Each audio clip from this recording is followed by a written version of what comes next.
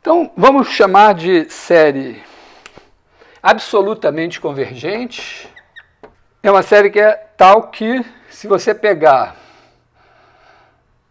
somatório de n igual a 0 ou 1 até infinito de módulo de AN, isso aqui é finito.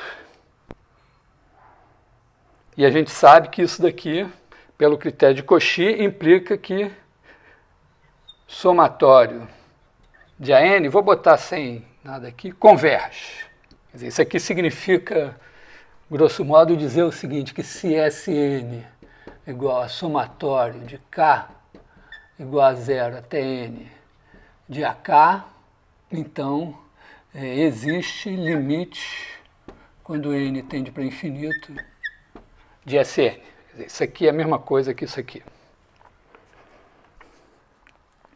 Agora, uma série condicionalmente convergente é uma série tal que somatório de AN converge, com o mesmo significado que está aqui, mas, se você somar os módulos, essa soma é infinita. Bom, então, você podia dizer, bom, mas isso aqui é um critério para eu verificar que isso converge. Essa aqui eu já sei que converge. Mas tem uma questão que é delicada com as séries, que é o seguinte, quando você dá uma série, você constrói uma sequência que é baseada na ordem. Os ANs têm vamos começar de N igual a 1, tem o primeiro, o segundo, então você soma o Sn até o enésimo, você não fica trocando a ordem.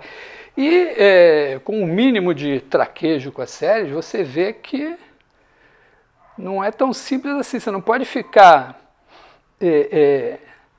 trocando arbitrariamente a ordem, ou mesmo jogando com a associatividade. Quer dizer, tem um exemplo simples, né, que é você fazer 1 menos 1 mais 1 menos 1 mais 1. Então, se você pudesse fazer associatividade, quando você começa soma aqui, depois soma tudo, vai dar 0. Mas se você pegar esse daqui, depois somar esse aqui primeiro, depois mais esses dois, depois os outros, vai ficar 1 mais 0 mais 0 mais 0 e vai dar 1. Então você já vê que comutatividade e associatividade são coisas delicadas. E o que distingue essas duas coisas aqui é exatamente isso. Quando a série é absolutamente convergente, você pode fazer o que você quiser. Pode trocar a ordem, pode usar associatividade. Você pode pegar, separar isso aqui em duas partes. Imagina assim, você pode pegar, somar os pares, depois somar os ímpares e depois somar os resultados. Aqui você não pode fazer isso. Se você pegar 1 menos meio, mais 1/3, menos 1/4, mais 1/5, menos 1/6, isso converge. Mas se você somar 1 mais 1/3, mais 1/5, mais 1/7, mais 1/9, e depois resolver somar o resultado com menos meio, menos 1/4, menos 1/6, menos 1/8, etc., a primeira soma vai dar infinito e a segunda vai dar menos infinito. E aí, quanto dá mais infinito, menos infinito? Se você disser que dá 0, tudo bem, só que o resultado vai estar errado, porque 1 menos meio, mais 1/3, menos 1/4, que eu me lembre, não dá 0, se eu não me engano dá logaritmo de 2, né? Então, você vê que aqui você não pode ficar brincando com essas coisas. Aqui pode. Aqui você pode reorganizar. Então, na verdade, quando você tem uma série absolutamente convergente, é como se você tivesse um balde cheio de números. Tem infinitos números ali dentro. E você tem que somar esses números. Você não se preocupa qual é a ordem que eles estão. Você vai, pega um, pega outro, pega meia dúzia aqui, soma, pega outra meia dúzia ali, agora pega uma infinidade aqui, outra infinidade ali, vai somando, no fim soma tudo, o resultado é sempre o mesmo. Já nesse caso aqui, se a série é condicionalmente convergente, a gente pode até fazer um truque de mágica. Pode escolher qualquer número e dá para reorganizar a soma de maneira que ela convirja para esse número.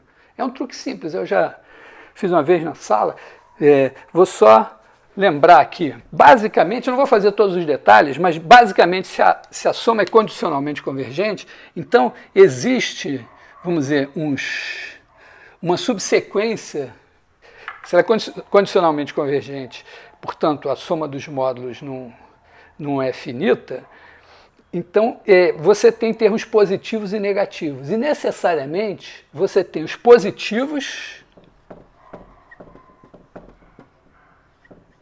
vamos chamar esses positivos de BNs, tá? BN assim. Então você pegou todos os ANs que são positivos, chamou eles de BN e botou eles lá na ordem. E tem os negativos. Vamos chamar eles de CN. Então são todos os negativos, já estão numa certa ordem. E necessariamente você vai ter somatório dos BNs, vamos começar de n igual a 1 a infinito, infinita, e a somatório dos CNs é menos infinito. E outra coisa, já que a série é convergente, a soma é finita, tanto os BNs como os CNs tendem a zero. Quer dizer, você tem limite BN tende a zero quando n tende para infinito, e Cn também tende a zero quando n tende a infinito. Esses pela direita e esses pela esquerda. Então, a brincadeira é muito simples. Pega aqui, na reta real, e escolhe, vamos botar o zero aqui, escolhe um certo número aqui, alfa. Pode escolher o seu número predileto. 9, 69, menos 12, raiz de 2, π, 10 elevado a 10 elevado a 10 elevado a quanto você quiser. Eu posso reorganizar os caras de maneira que a soma dê exatamente esse número. Vamos olhar para esse alfa aqui. Então tem o alfa aqui. Ele é negativo. Então vamos começar a somar os CNs. Então você bota aqui C1, C2 e vai somando. Até que tem uma hora que você passa aqui. Fica abaixo de alfa. Com certeza tem, por quê? Porque essa soma aqui dos CNs é menos infinito. Então, alguma hora passa de alfa. Agora você soma, começa a somar os BNs. Vamos dizer que você somou o B1 já, quando você soma o B1, já deu aqui, já passou do alfa. Então você para e volta nos CNs. Se você quiser, você até organiza aqui na ordem crescente de módulo, nos BN e no CN, até para ficar mais fácil. Mas não precisa. Então você parou aqui. Agora você pega e volta com o CN, com o último que você passou, soma o próximo, e alguma hora vai passar de alfa de novo. E aí você começa a somar os BNs. Repara que, como esse negócio tende a zero, tem uma hora que você esgotou os seus CNs grandes. E dado um epsilon maior que zero qualquer, tem uma hora que você, nesse processo, os seus CNs já estão em módulo todos menores do que epsilon. Então, quando você vem daqui e passa daqui, você passou menos do que epsilon. E suponhamos que você também já esgotou os seus BNs grandes, de maneira que agora os seus BNs são todos menores do que epsilon. Então, quando você somar mais um BN aqui, ou você não passa, mas quando você passar, você passa menos do que epsilon. E a partir daí, todas as somas parciais vão diferir de alfa menos do que epsilon. E você pode fazer isso para qualquer epsilon. Deixo como observação que isso vale até para alfa infinito. Então, uma série, esse é um resultado mirabolante, parece mágica, e vê que não é tão complicado assim. A primeira vez que eu vi, eu fiquei maravilhado. Então, as séries condicionalmente convergentes são muito traiçoeiras. Você não pode ficar reorganizando, porque aí não tem mais regra. Pode convergir para qualquer lugar. Essas aqui não.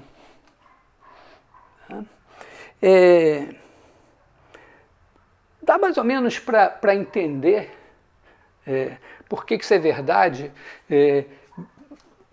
Para ter ideia da demonstração, ela tem um certo detalhe técnico, mas basicamente, vamos pensar no caso de termos positivos. Imagina que você separou em dois pedaços, justamente aqui você tem a sequência dos BNs e a sequência dos CNs. Então, suponha que os ANs são todos positivos, você separou em duas partes. Aí, primeira coisa, a soma dos módulos dos ANs é finita. Como os BNs têm menos que os ANs, os CNs têm menos que os BNs, mas vamos pensar em números positivos aqui. Quer dizer, digamos assim, vamos pegar o caso que o somatório de AN é finito. Podia ser em módulo também. Você pega os módulos dos BNs e eles somam menos que os módulos da ANs. Então você tem que somatório de BN, se fosse em módulo, é finito, e o somatório de CN em módulo também é finito. Então essas duas são convergentes. E a ideia é mais ou menos o seguinte, quer dizer, essa soma daqui dos BN, então, é igual a um certo alfa, somatório do CN é igual a um certo beta. E o somatório dos ANs é igual a S. Então, para você chegar bem perto de alfa, você vai ter que gastar um certo estoque aqui de BNs. E para você chegar bem perto do beta, você tem que gastar um certo estoque de CNs. Então você gastou aqui uns tantos, vamos dizer, B1 mais B, um certo Nzão. Né? Vamos pegar os positivos, está perto de alfa. Então isso aqui é maior que alfa menos epsilon sobre alguma coisa. Deixa epsilon aqui. E mesma coisa, C1 mais CN é maior que beta menos certo epsilon. E não adianta você somar mais porque não vai passar de alfa e aqui não vai passar de beta. Ora, esse estoque desses daqui está, se você somar os ANs até um certo M maior que N, né, certamente você tem somatório de, vou botar na mesma notação assim, se você somar A1 mais um certo até a M, isso daqui inclui tanto esses como esses. Então a parte desses aqui já está acima de alfa menos epsilon. A parte desses aqui já está acima de beta menos epsilon. Então isso daqui já é maior que alfa mais beta menos 2 épsilons.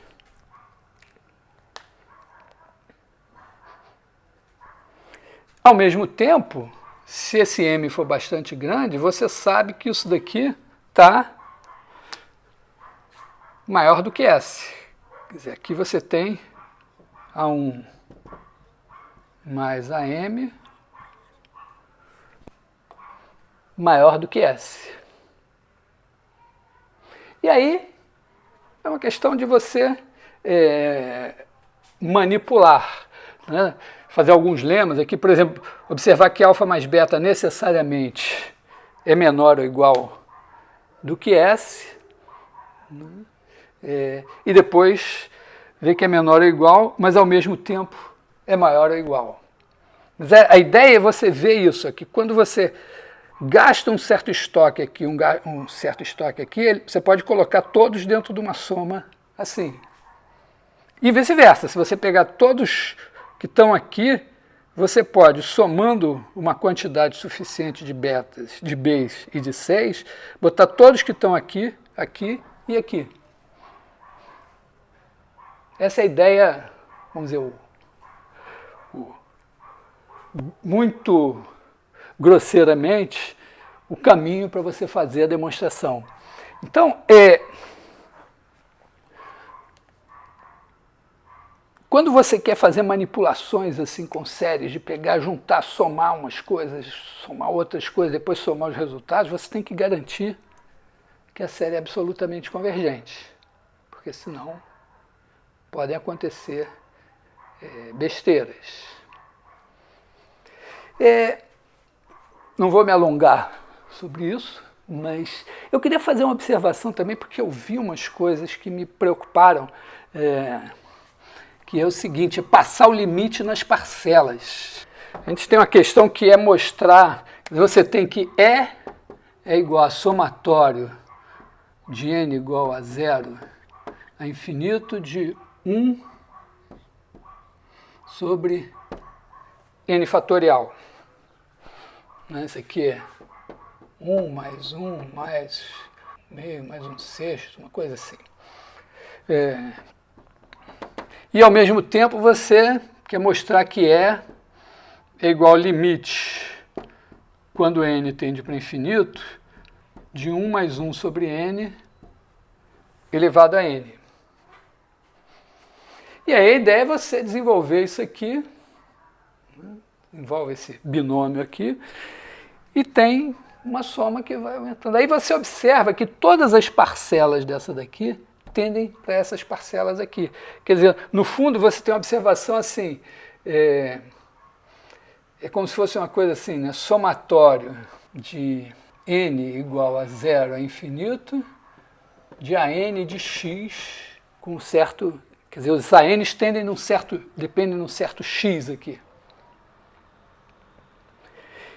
E aí você argumentar, se você quer saber para onde que isso tende, quando x tende, digamos, a 0 ou a infinito. E você substituir isso aqui pensando assim, AN de x tende para um certo alfa n para cada x, e aí você dizer que esse negócio daqui vai tender para somatório de alfa n. Ou, no caso aqui, eles vão se modificando. Aqui, mais ou menos, essas somas aqui são sempre finitas. Para cada n é uma soma finita. Mas você pode pensar que é uma soma infinita com 0 no final. Então, imagina assim, que eu estivesse somando, né, somatório de k igual a 1 até n de k sobre n. Então, isso aqui tipicamente é 1 mais, vamos dizer, 1 sobre n, mais 2 sobre n, mais 3 sobre n, mais n sobre n. Se você olhar isso daqui, quando n está tendendo para infinito, esse cara está tendendo a 0. Esse aqui está tendendo a 0, esse aqui está tendendo a 0. E o n lá para o infinito, vamos dizer, se você olhar para o termo de ordem 10, quando n é grande, o termo de ordem 10 está tendendo a 0, está pequeno. Então estão todos tendendo a 0, você diria, então a soma é 0.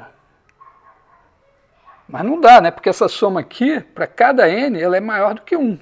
Porque eu somo até n sobre n. Então tem também que tomar cuidado com esse argumento. Tem está ligado a uma coisa da convergência dominada aqui, mas é um argumento capcioso também. Então, nesse eu não vou me alongar, buscar critérios gerais, mas observa que não dá para ser inocente nessas passagens ao limite. Em geral, quando você troca a ordem de limites, por exemplo, uma integral é um limite, um somatório é um limite. Então a gente já viu que você fazer, coisa que a gente faz na série de Fourier, inocentemente e tal, né? Você tem a sequência Fn de x, aí você tem a integral de a até b de Fn de x dx. Aí você quer somar isso daqui. Isso aqui tem um limite, depois tem esse limite. Você dizer que isso aqui é igual à integral de a até b do somatório de n igual ao infinito de Fn de x dx, quer dizer, você somar as Fn's primeiro e depois integrar, também é delicado. Derivar, pior ainda. Quer dizer, trocar a ordem, quando você tem o limite do limite, você pega alguma coisa, passa o limite ali e o resultado você vai passar um segundo limite. Em geral, a coisa tem que depender de duas variáveis, aqui é o x e o n. Então aqui você tem o limite, essa integral é um limite em x, e depois o somatório é um limite em n. Quando você troca a ordem, você passa o limite em n primeiro, e depois o limite em x. Essa operação também é uma operação delicada. É a mesma coisa, vamos dizer, como a gente, só para fazer uma analogia, imagina que você tem uma série dupla, quer dizer, você tem números A, Mn. Quer dizer, para cada par de números inteiros, você tem um número. Coisas tipo, sei lá, uma coisa assim, tipo M sobre N2, M2 mais N2. Pensa uma coisa assim. Será que você pode fazer, se você somar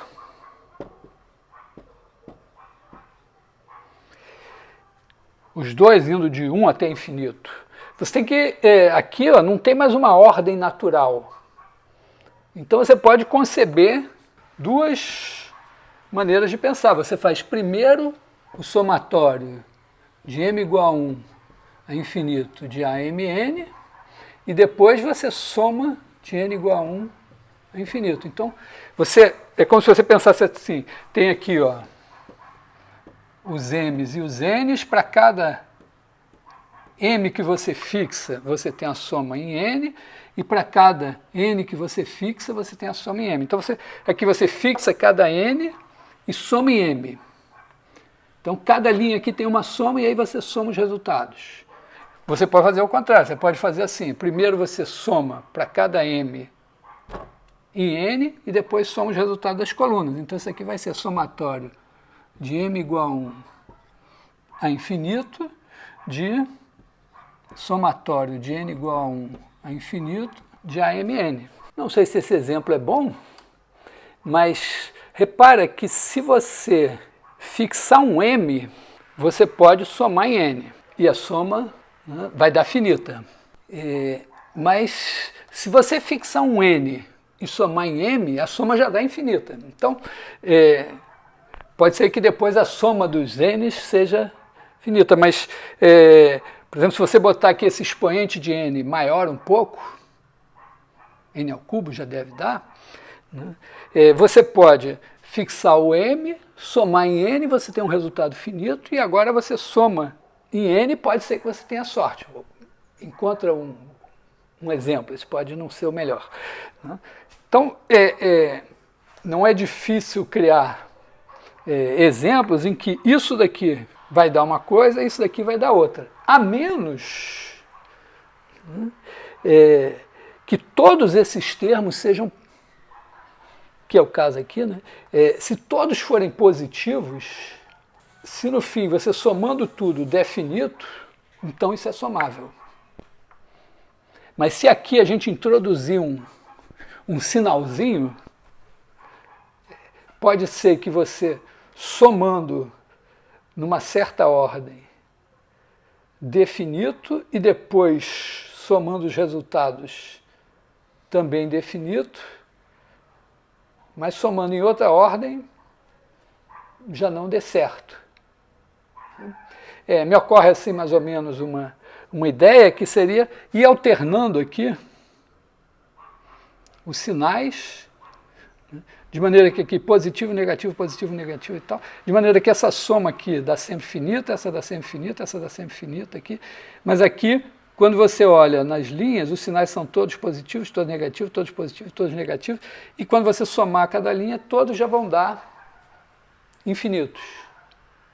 Trabalhando um pouco, você pode conseguir que esses finitos que você somou aqui ainda tenham, quando você somar cada coluna, a soma das colunas seja finita ainda. Enquanto que se você somar primeiro as linhas, já morreu direto. O que é a situação aqui? É exatamente a situação do balde. Quer dizer, você tem os AMNs, eles não têm mais uma ordem natural. Essas duas maneiras de somar são duas maneiras possíveis. Você poderia dizer, não, eu vou somar assim, pum, pum, pum, pum, pum, pum, pum, pum. Tá? Então tem, vamos dizer, uma vez que não tem uma ordem natural, você pode sair inventando. E aí, a maneira de ordenar vai ser decisiva para o resultado, a menos que esses números sejam todos positivos ou todos negativos. Se eles forem todos positivos, você está exatamente na situação em que você tem uma série que ou a soma de tudo é finita ou não converge. Então, se você ordenar de qualquer maneira e o resultado final der finito, então, se você reordenar, vai dar finito também. Bom, então aqui é para a gente ter um certo traquejo para lidar com as somas infinitas quando a gente tem essa tentação de mudar a ordem.